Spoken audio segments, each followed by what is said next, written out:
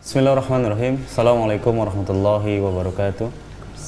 Alhamdulillah nahmaduhu wa nasta'inuhu wa nastaghfiruh wa na'udzu billahi min syururi anfusina wa min sayyiati a'malina may yahdihillahu fala mudilla lahu wa may yudlil fala hadiya lahu. Asyhadu an la ilaha illallah wahdahu la syarika lahu wa asyhadu anna Muhammadan abduhu wa rasuluhu la nabiyya ba'da.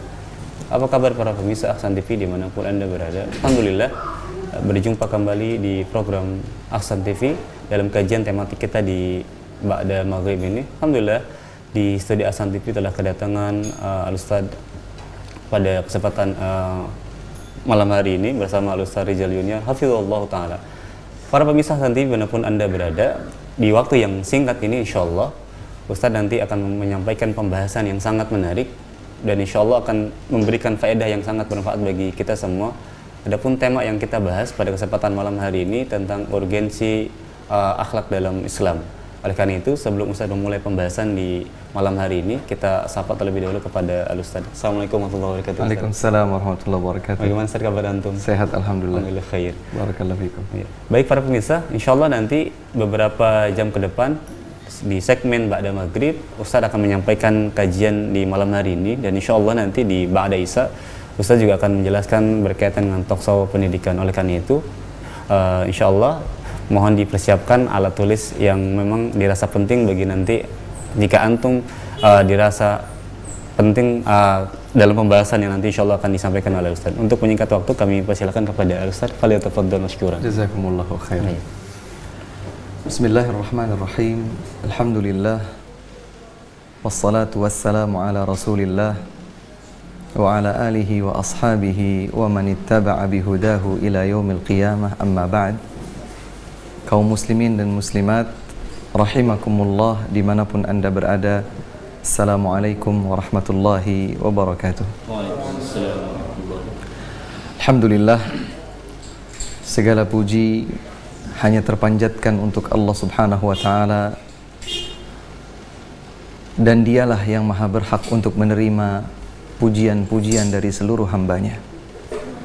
Kita bersyukur dan meningkatkan upaya ketakwaan kita kepadanya. Salawat serta salam semoga terhaturkan kepada Rasul mulia yang kita cintai bersama. Beliaulah Nabi Muhammad Rasulullah sallallahu alaihi wa ala alihi wasallam. Saudara-saudariku rahimakumullah, zaman terus berlalu, waktu bergeser. Itu berarti semakin jauh pula kita dari masa kenabian Rasulullah Muhammad sallallahu alaihi wa ala alihi wasallam. Dan itu pun berarti kita akan semakin lebih dekat dengan datangnya hari kiamat. Dan itu pun berarti masing-masing dari kita perlu mempersiapkan diri dengan apakah nanti kita akan menghadapi gelombang fitnah, godaan-godaan dosa, padahal masing-masing dari kita setelah kematiannya akan berjumpa dengan Allah subhanahu wa ta'ala untuk mempertanggungjawabkan segenap amal perbuatan. Menyikapi hal tersebut, ada satu hal yang sangat penting untuk kita perhatikan. Sejatinya Rasulullah sallallahu alaihi wa ala alihi wasallam telah menyebutkan bahwa salah satu misi utama kenabian beliau adalah untuk menyempurnakan akhlak mulia. Bukankah Nabi Muhammad sallallahu alaihi wa ala alihi wasallam bersabda, "Innama bu'ithtu liutammima salihal akhlaq." Sesungguhnya aku diutus untuk menyempurnakan kesalihan akhlak. Maka sejatinya Rasulullah sallallahu alaihi wasallam diutus oleh Allah Subhanahu wa taala untuk umat manusia di akhir zaman ini adalah untuk memperbaiki akhlak mereka. Dan kalau kita berbincang tentang akhlak mulia yang diajarkan oleh Islam akan menjadi sangat luas. Karena memang itulah inti dari risalah yang dibawa oleh Nabi sallallahu alaihi wasallam. Berakhlak kepada Allah dengan tauhid, berakhlak terhadap makhluk-makhluk Allah di dalam berbagai masalah.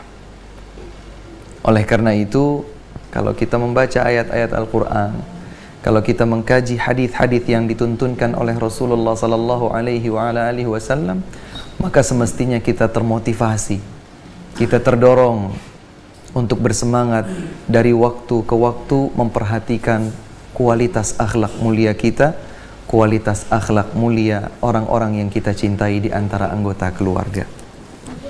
Di dalam sebuah hadis, Rasulullah sallallahu alaihi wasallam bersabda, "Inna min ahabbikum ilayya wa aqrabikum minni manzilan majlisan yaumal qiyamati ahasinakum akhlaqa." Kata Nabi sallallahu alaihi wasallam, di antara yang paling aku cintai dari kalian dan yang akan paling dekat tempatnya denganku nanti pada hari kiamat adalah mereka yang berakhlak mulia. Saudara-saudariku, siapa di antara kita yang tidak ingin dicintai oleh Rasulullah sallallahu alaihi wasallam? Manusia terbaik yang telah menjadi kekasih Allah. Manusia terbaik yang telah berjasa besar sehingga kita saat ini menjadi seorang muslim yang mendapatkan nikmat hidayah. Beliaulah Rasulullah sallallahu alaihi wasallam. Kita beriman kepadanya padahal kita tidak pernah berjumpa dengan beliau. Maka pantaslah kiranya kalau seandainya kita rindu dengan kerinduan yang mendalam untuk bisa berjumpa dengan Rasulullah sallallahu alaihi wasallam nanti di dalam surga. Dan pantas untuk kita ingat bahwa tempat Rasulullah sallallahu alaihi wasallam di surga adalah di bagian yang paling atas.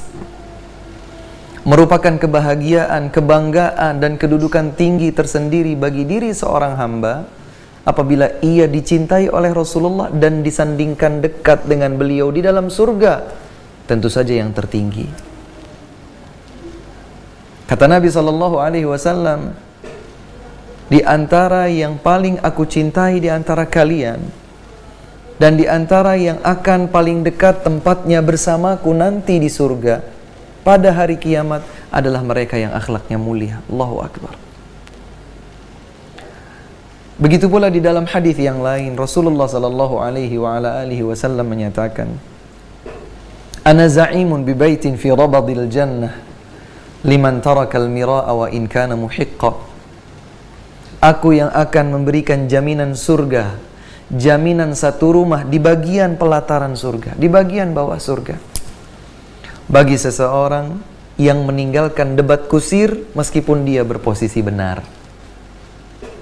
Wa bi baitin fi wasatil jannah liman tarakal kadhiba wa in kana maziha.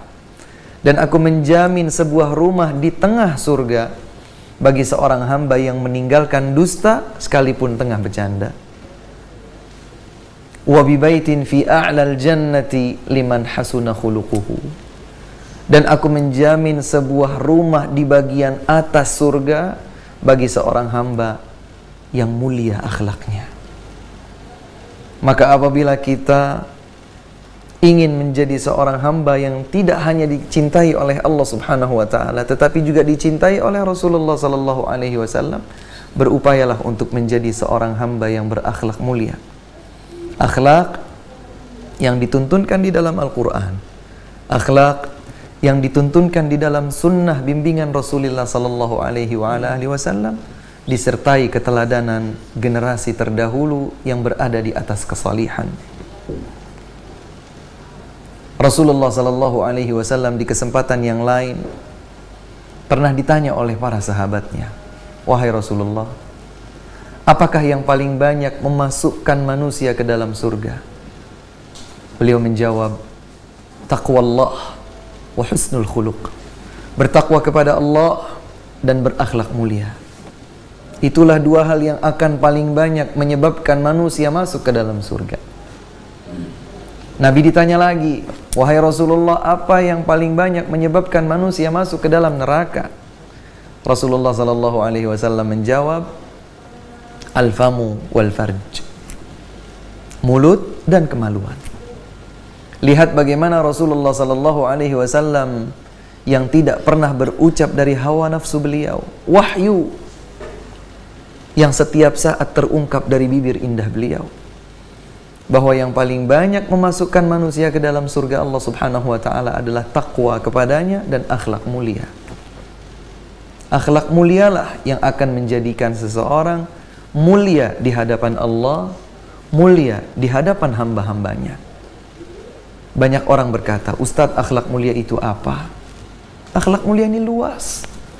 Seandainya kita akan kaji, maka sejatinya seluruh bagian dari ajaran Islam itulah yang akan membentuk seorang hamba berakhlak mulia. Karenanya Allah Subhanahu wa taala berfirman, "Wa innaka la'ala khuluqin 'azim."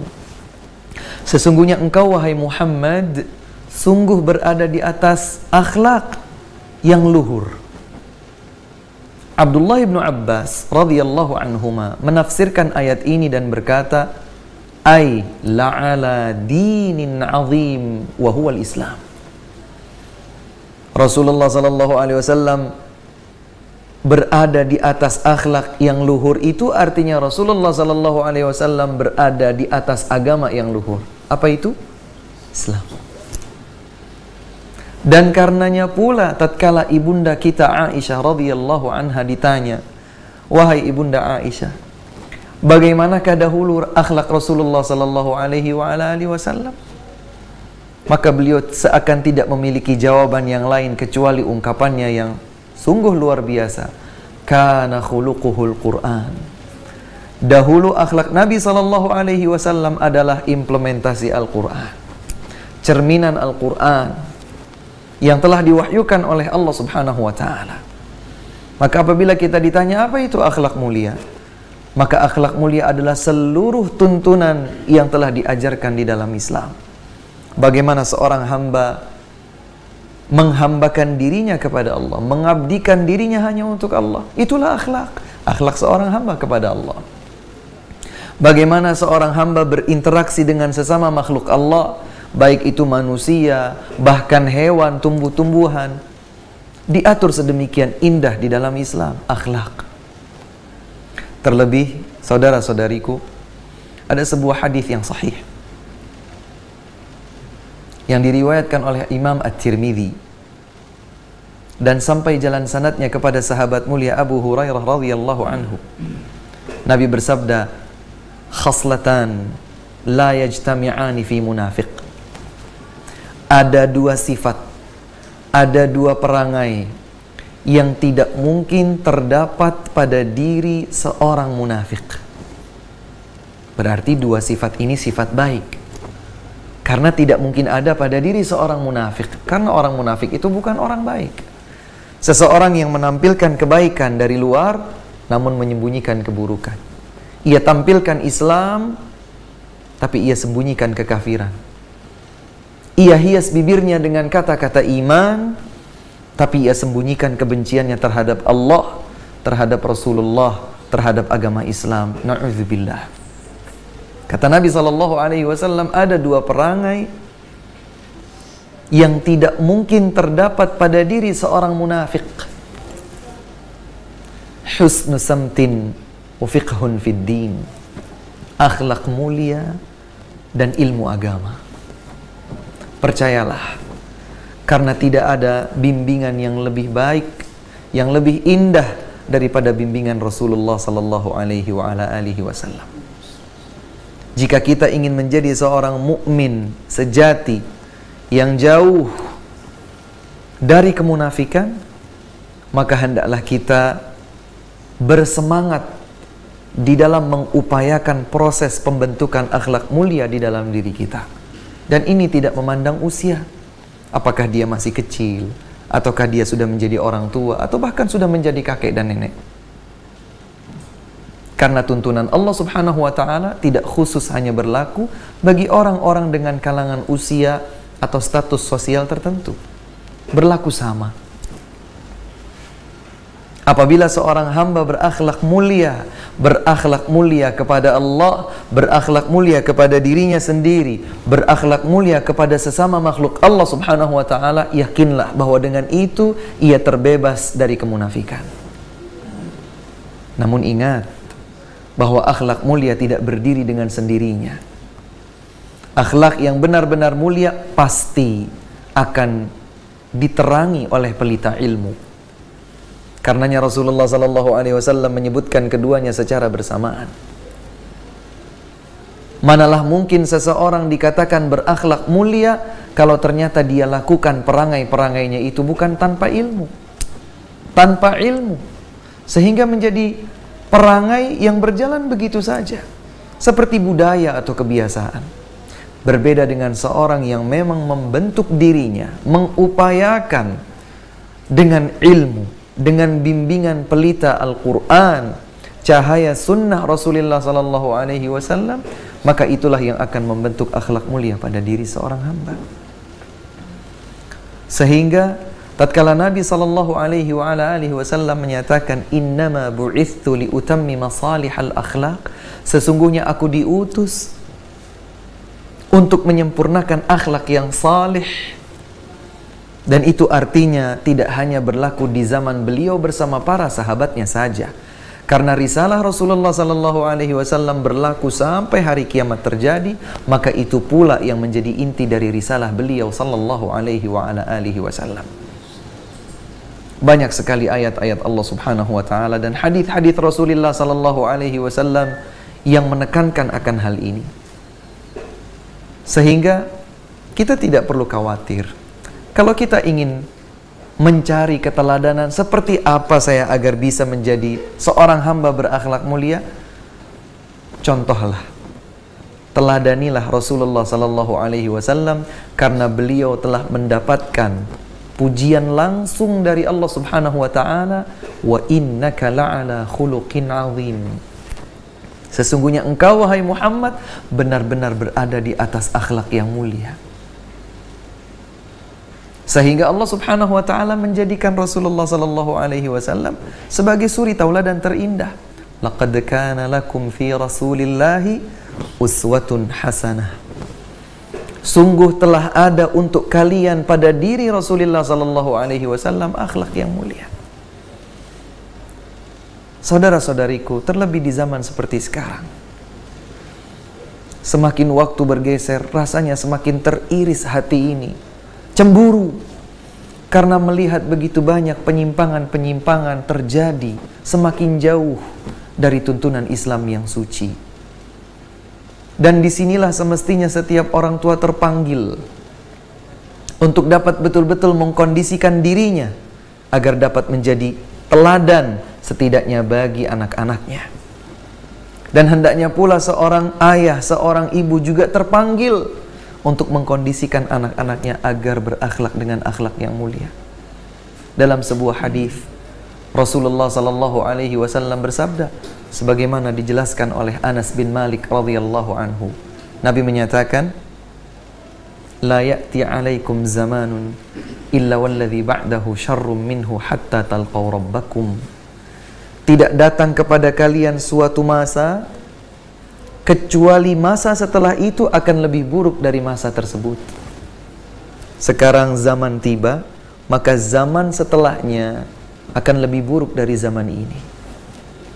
Lihatlah, kenyataan terjadi sebagai bukti kebenaran sabda Rasulullah SAW ini. 10 atau 20 tahun yang lalu, sesuatu yang bahkan tidak pernah terbesit dalam benak kita, ternyata saat ini terjadi dan ada di hadapan kita.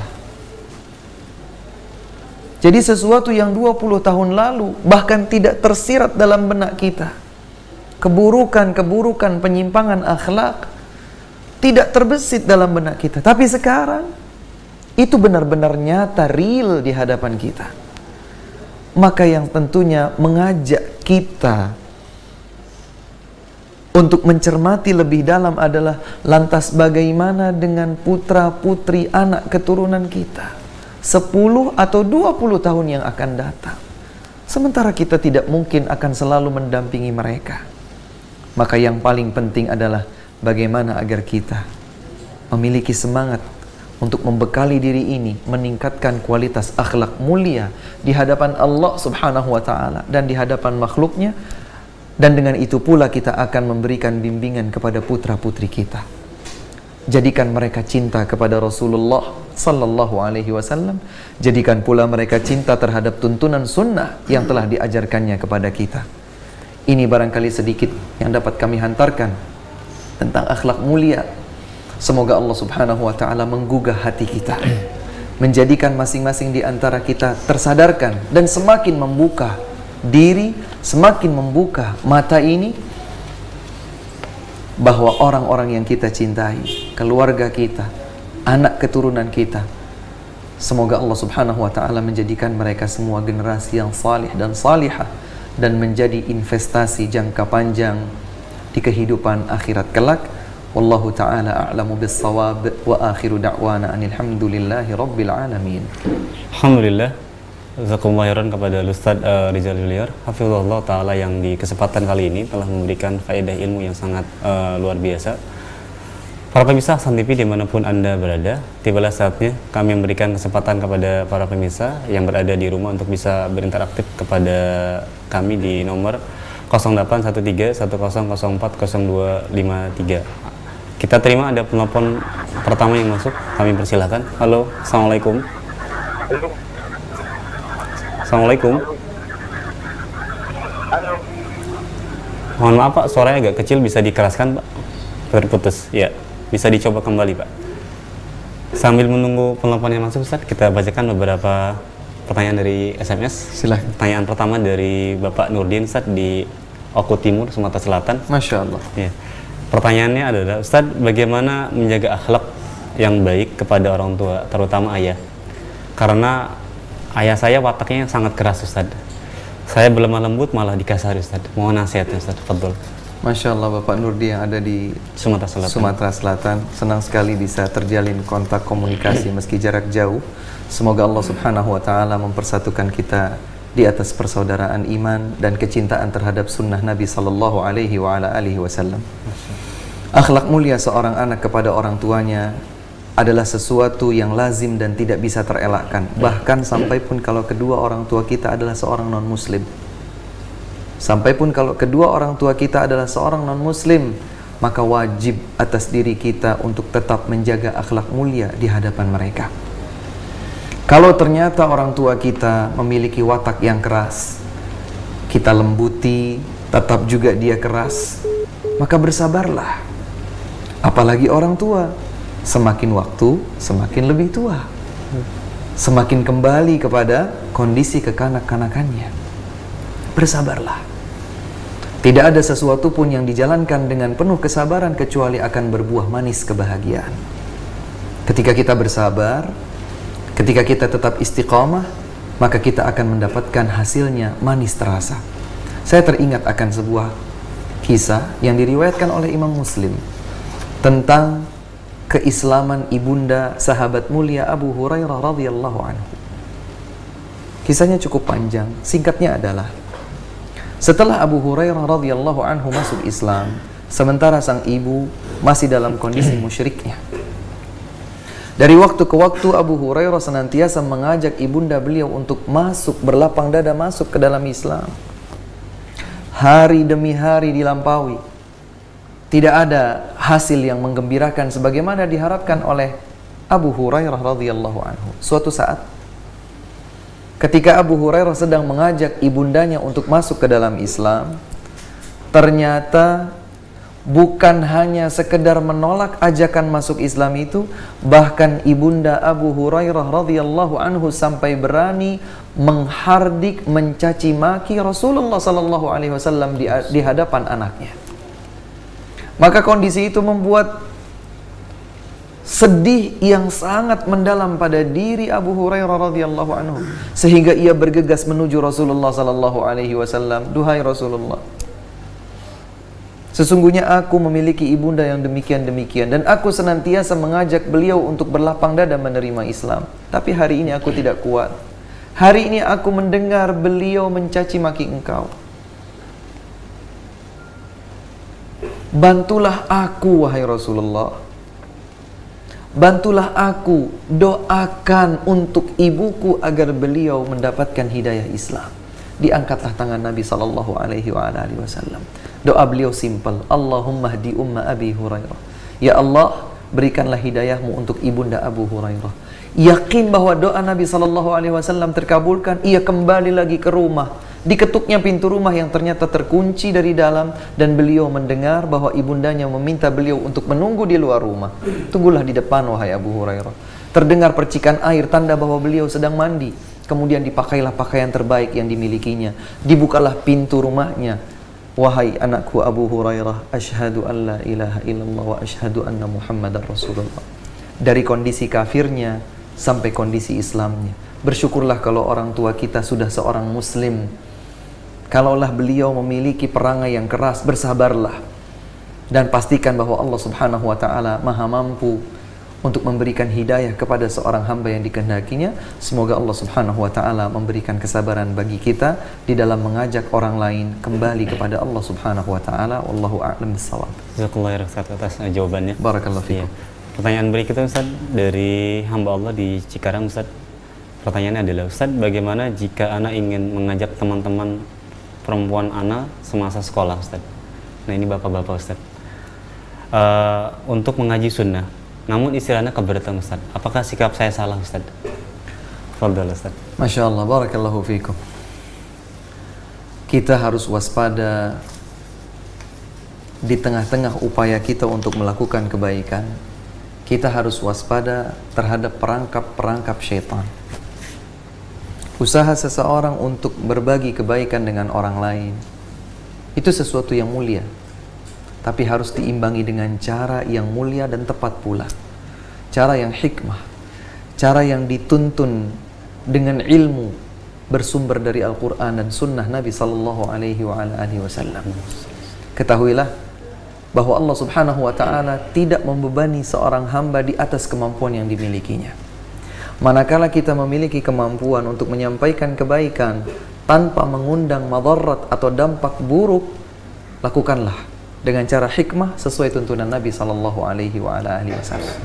Seorang laki-laki yang berkeinginan mulia untuk mengajak teman-teman wanitanya mengaji sunnah, namun dengan semangat itu ada sesuatu yang menjadi labil, yaitu sang istri merasa keberatan. Tentu saja.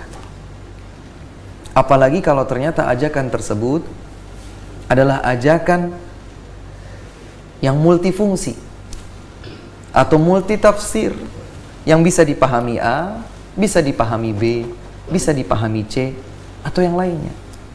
Maka ketika kita melihat ada potensi dampak buruk dari niat baik yang akan kita lakukan, mengapa kita tidak fokus kepada sesuatu yang jauh lebih aman? Kenapa kita tidak bersemangat mengajak teman-teman laki-laki kita untuk menerima dakwah ini? Ajaklah suami-suami mereka. Mudah-mudahan dengan jalan itu suami-suami mereka bisa mengajak kepada istri-istrinya yang merupakan teman kita agar bisa berlapang dada menerima dakwah ini. Sehingga kesimpulannya adalah di tengah-tengah usaha kita, semangat kita untuk bisa berbagi kebaikan, dakwah, kemuliaan, hidayah ini, waspadalah terhadap bisikan-bisikan dan perangkap-perangkap syaitan. Semoga Allah Subhanahu wa ta'ala menjaga kita semua dari berbagai keburukan. Wallahu a'lam bissawab. Jazakallahu khairan atas jawabannya. Kita bacakan pertanyaan terakhir Ustaz dari Rani di Pontianak Ustaz. Masya Allah. Pertanyaannya adalah, Ustaz, bagaimana jika suami senang dengan istri orang lain, ditegur tidak terima padahal suami mengakui semua perbuatannya? Apakah saya boleh meminta cerai Ustaz? Fadhal Ustaz dari Rani di Pontianak. Masya Allah, ukhti Rani di Pontianak. Senang sekali bisa terhubung dengan saudara-saudari kita yang ada di Pontianak. Kita saling mendoakan kebaikan. Semoga Allah Subhanahu wa ta'ala mengukuhkan hati kita di atas tuntunan sunnah Rasulullah Sallallahu Alaihi Wasallam. Salah satu hikmah utama disyariatkannya pernikahan adalah suami menjadi selimut penghangat bagi istri, istri menjadi selimut penghangat bagi suami. Hunna libasul lakum wa antum libasul lahun.